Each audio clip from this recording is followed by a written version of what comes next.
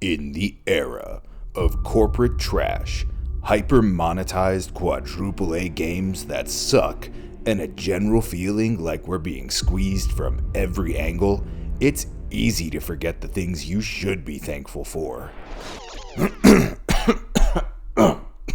Sorry, cornbread stuck in my throat. But no, I'm not talking about family or friends or even the roof over your head. I'm talking about indie games.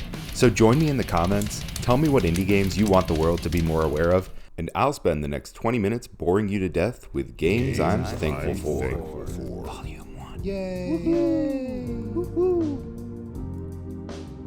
This is mostly a vibes-based video, but these games are actually all great, and I think you'd have a good time playing any single one of them. A quick word of warning to all who choose to continue.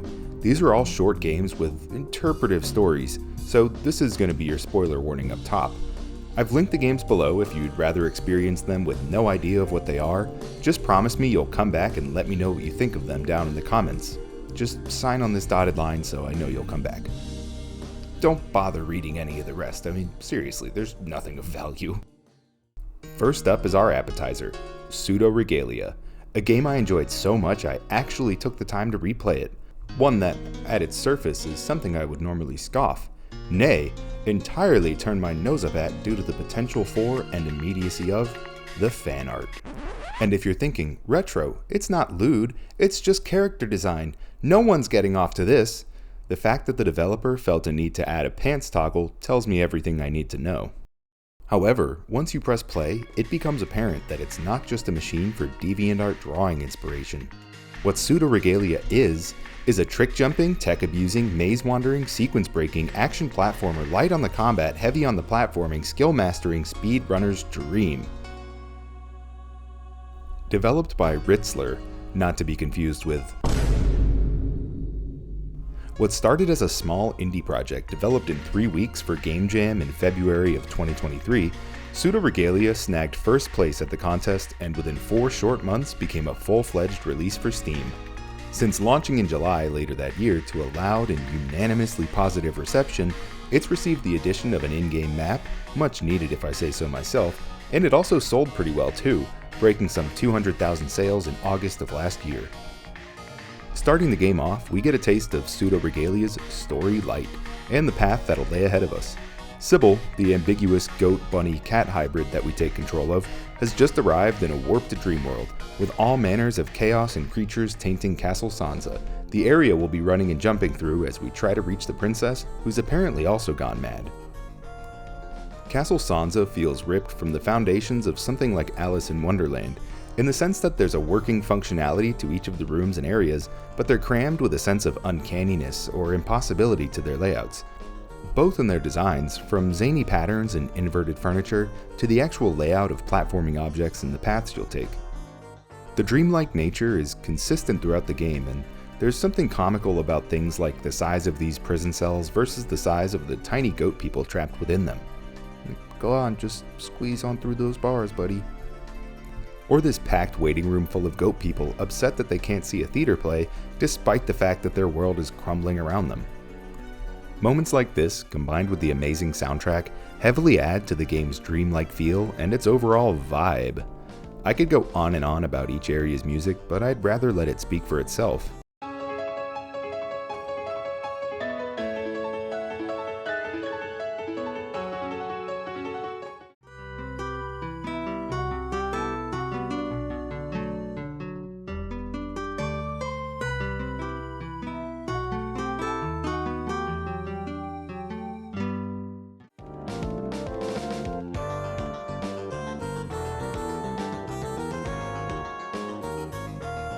Over the 4-ish hour long game, Sybil needs to reach the princess to snap them out of whatever daze they're in and get a little peace and quiet around here. But to do that, you need 5 major keys to unlock the path, one from each main area. But the catch is you'll probably need to have a certain ability or power, which you'll find scattered around the game. You could use process of elimination now that you have a handy map, or you could be like me and waste an hour looking for them before finally admitting you do need the extra help. So like the keys, there's 5 main areas total: the Empty Bailey, Sansa Keep, the Tower Remains, Twilight Theater, and the Underbelly. And once you've grabbed all the keys, you're ready to head over to the princess. She's one of 2 actual boss fights in the game, but with the skill built up over time learning your sick techs, you'll have no problem knocking some sense back into her. Like I said, it's story light, and that was our only goal. We're thanked by whoever's dream this is, and they wish us luck wherever we end up next before the credits roll. Gameplay-wise, what begins as deceptively simple running and jumping evolves into something mechanically beautiful. A complex movement and tech system that feels like it's paying a deep homage to games like Mario 64. In some literal ways, many of the jump and slide techs feel inspired to say the least, with each additional mechanic building off or adding a modifier to the one that came before. But in other ways, Pseudoregalia feels like a game made for you to try to break out of the map or find a sequence break. And in these ways, I think it shows the developer had a real understanding of his inspirations and a complete idea for the final vision. It feels like Ritzler. I feel so Gen Z just saying that. It feels like Ritzler reviewed speedruns for classic games utilizing paths the developers never intended or even expected people to use, and worked those options into the core game mechanics and level design while maintaining the feeling that you as the player had just done the impossible, discovered a new tech or a way to cross the map in less time, making this game ripe for a speedrunning audience. And while there's no real set path on your quest to reach the princess, certain areas are just going to be a lot easier to complete if you've unlocked the appropriate power. But it's not always 100% necessary to do so. Some of these upgrades are completely optional. Complete a time trial or reach a difficult area off the beaten path, and you might be rewarded for your gaming prowess with a health or combat upgrade. One thing I enjoyed so much were the powers that built off themselves. The slide by itself is incomplete, but it's still a useful tool. But once you get the solar wind ability that allows you to chain in a jump with your momentum, the full slide tech is complete, and you'll be bouncing across the map faster than you can say Pseudoregalia backwards. Once you've gotten a feel for the movement, you'll start to see things differently. Colors as shapes and shapes as sounds. That makes no sense.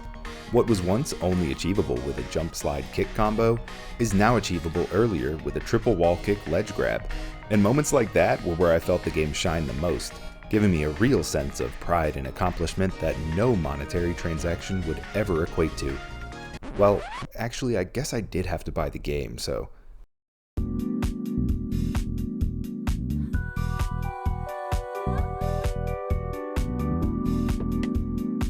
The second item on the virtual menu today is a neat and infuriating cooking game called Arctic Eggs. Out in May 2024, developed by the Water Museum but published by Critical Reflex, which, as a side note, I will be playing more of their games. I didn't realize Critical Reflex also published Mouthwashing, but looking at their catalog, they've really tapped into a certain vibe, and I'm so here for it. So yeah, more Critical Reflex games coming soon. It's here that we step into the shoes of what is known as a poultry prepper on some type of installation located in Antarctica some 60 or so years into the future. All the hallmarks you could expect of a poultry-based adventure are there, poultry for one, but there's also the classic military presence, guards stationed at each turn protecting stockpiles of chickens now unavailable for consumption due to a recent poultry ban, a mutually feared and respected Mad Max-style overlord figure, the Saint of the Six Stomachs, who imposed and enforces said poultry ban, and a dream of escaping this frozen base, a dream that was foiled, landing our character with the lowly title of Poultry Prepper, whose ultimate task is to feed the hungry, kicking off our 2.5-hour journey to flip some eggs. Story-wise, what you see is what you'll get, and that's pretty good in a game like this. For our chef to escape, they need to fill the holes in 27 people's stomachs with all manner of things you wouldn't expect to be flipping in a hot pan. The fish and eggs I'm on board with. Honestly, I might even have to try the cigarette in real life. But I will never, ever look at a tin of sardines with the same love I had before playing this game. No, oh my god, that one literally jumped out. And surprisingly, despite our esteemed title, no poultry is cooked in the completion of this game. What were the devs thinking, you may ask?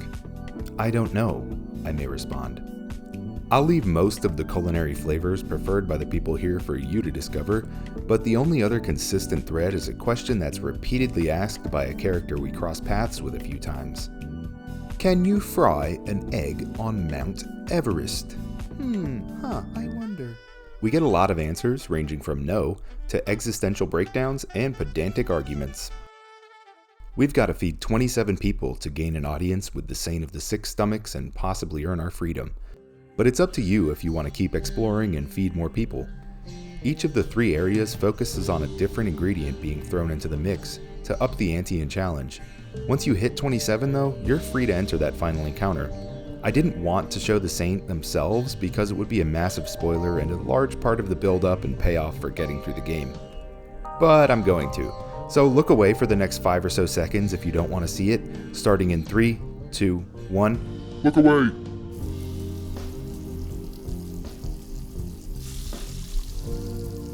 Six stomachs full, and we're asked that same question again. Can you fry an egg on Mount Everest? Well, we earned our freedom through skill with a pan. The catch? We have to answer that question now. Cut away to a scene of our preppers soaring through the sky as the credits roll on by, and a brief epilogue of us crashing into the side of Mount Everest near the peak. Trudging through the snow, carefully bringing one foot over the other to reach the peak and answer that final question. Can you fry an egg on Mount Everest? We find nothing other than a lone chicken, complete with its own petting mechanic, before the curtains draw and our journey is done. Arctic Eggs is an awesome little experience, and I never would have thought I'd sit for over 2 hours with what's essentially a Mario Party minigame on repeat, yet here I am, fooled by my own presumptions once again. Exploring the stylized world is never scary, but there's definitely an element of fear, more in the unsettled way than when something is evidently wrong or there's a sense of impending doom. For me, it stemmed from the PS1 era graphics, mixed with this cool wavy fabric effect that every character has applied down to their utilities and weapons, and the downright unpredictable things they would say. But you're not here for the dialogue. You're here for flipping the food, cooking it to perfection, eggs both sides, as always. The difficulty comes from the weird variety of things that make their way into your pan, and the entertainment, well, that's just going to come from the vibes and the conversations you have. I mentioned it earlier, but not everyone's hungry. Some only offer mere words of world building, and many others offer nonsense with a comedic value that I found to be comedic. And there's always a healthy dose of existential dread as well, something even MSG will never be able to add flavor to.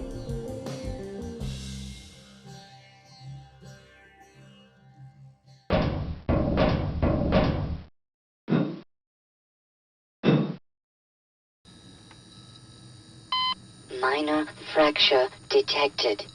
And last on the dinner platter, a dessert if you will, is the cute but entirely depressing robot pole vaulting simulator, Hypogea. Hypogea? Hypogea? Let's go with that. Now I know what you're thinking. Retro, 2 platformers in one video? I know, it's because I've sold out to Big Indie. Deal with it. But yes, another retro visual styled project. This one's made by solo French dev Charlie Wagner, where we see our little spelunking robot ascending from some depths unknown, collecting batteries that we'll come to see as the source of power for everything. Elevators, power grids, rail lines, and even all of automaton kind. In this underground world that's evidently dying, most of our questions are going to go unanswered. Why are we here? Who made us? How do we leave? And what's waiting for us when we do? I'm not sure, but the humidity down here is starting to rust your robotics, so we need to move. We're well met with another explorer, presumably with goals aligning with our own, and partner up to mend the various systems and escape this rocky tomb together. Moving through each section of this sprawling underground facility, we even managed to make some other friends. But if you thought you'd get a break from crushing existentialism in this game, you'd be completely wrong. I'll touch more on this later, but if we do some mild off-the-beaten-path exploring, you'll find artifacts, basically just some themed collectibles, ultimately inconsequential. But what does matter are the memories of other fallen robots that you can collect. These tell the story of how this world ended up as it did, and it goes something like this. Mankind makes robot. Neat! Mankind makes more robots and puts guns in the robots' hands. Super neat! Mankind makes robots go to war on their behalf, ultimately ending in the destruction of mankind and the few broken down robots left underground. Epic! Back to business. I knew I was in for some emotional turbulence when I first saw this robot deer horse thing stuck on a floating piece of junk, whining in despair as it moved from corner to corner, searching for a way off, still aware that touching the water would seal its fate. The same goes for us, so don't even get a drop on you or it's game over. Thankfully, we're able to save our tin can friend and feel a bit better about our mechanic morality. Moving higher up, we reach a hub of sorts, the main elevator that's going to carry us up and out of here. We make a bigger friend and can now ride this rail car to each of the 4 substations to route power back to the main elevator. There's no dialogue whatsoever in this game, and the story's pretty straightforward. No twists, no big reveals, so you can just focus on mastering your vaulting technique as you bring these areas back online. Naturally, once power's restored and we're on the way back up, a battery blows out and our robot friend who's lost their robot arm agrees that we have more to robot live for, so they pull out their own battery to save us from falling back into the depths. At the end of the ride and the big reveal to the world outside, Robot 2 manages to hang on long enough to see the sun, before their last volt fades away and the screen fades to black. I said earlier this game doesn't have dialogue, but that doesn't mean emotion goes unsaid. Endings like this hurt. Even leaving our big friend behind, I almost had to quit, thinking he was going to get crushed by all the rubble. Something I think really shined through were the small gestures made through good character animation. They carry the emotion and meaning behind the silence in all these scenes, similar in a sense to Bungie's overly emotive characters in Halo, but not quite to its degree. While the plot doesn't go too deep, there's never a moment you have to guess what one of these robots are thinking, and it just shows in its careful, thoughtful design. This game, not unlike Pseudoregalia, does choose platforming as its main hook, but as you've seen, unique to Hypogea is the utility of the pole staff this robot carries around with them. I love that it has a practical use for everything. It's introduced to you as a tool of traversal. You'll come to use it in all manner of ways though, from vaulting, grabbing ledges just out of your reach, to turning these valves affecting the environment, or propelling yourself along this track on a handcart, among some other things. And just about everything feels great in this game. It's not as polished, I'd say, as Pseudoregalia. If you want this video to serve as arbitrary comparison, I encourage you to be your own judge. Sometimes animations won't play in cutscenes, and while I never ran into a frustrating section, I actually felt like the overall game was too simple. There's something really satisfying about a directional ledge grab, or a perfectly timed vault release that gives you a speed and distance boost, but neither of these felt very necessary or encouraged, because the game will give you too much leeway in your grab distance. You'll often see your robot warp up a couple of feet to grab the ledge you're jumping to. By the end of the game, the leaps of faith weren't that intimidating to me because I knew my robot would probably magically extend his arm a little bit. It's definitely not a major gripe, but including these mechanics led me to believe that going off the beaten path, trying to tech my way into areas that felt like they were designed for the hardest of core pole vaulters to discover something special, like they were in Pseudoregalia or other games that they presumably drew inspiration from, the paths here often led to an empty alcove and the feeling that my reward was in another cave. Honestly, overall though, I loved the vibe of this game and the pole was awesome. Automatons are cool no matter the context. It's about 2 hours long and Charlie even released a demo of it if you're not sold yet. Writing this, I see he also released another short game this year in a similar vein called Tower of the Deep, which I'm now downloading as evidence of my enjoyment of Hypogea. I wonder what else that robot can do on a pole. Wait, we've come full circle. I started this video by complaining about the gooner. My adoring viewers, that wraps it up for my take on the only 3 games to release over the last 2.5 years. Busy times indeed. As always, I'm thankful for all things indie in the face of growing corporate slop. We need to prop up indie devs and support them when we can. So once again, I've linked all these games below on Steam for your enjoyment. I'm thankful for having experienced them, but mostly I'm thankful for you. And even more so if you like and subscribe with alerts on. And even more so if you watch my other videos. Let me know what games you're thankful for in the comments below, and I'll tell you why you're wrong. Okay, bye.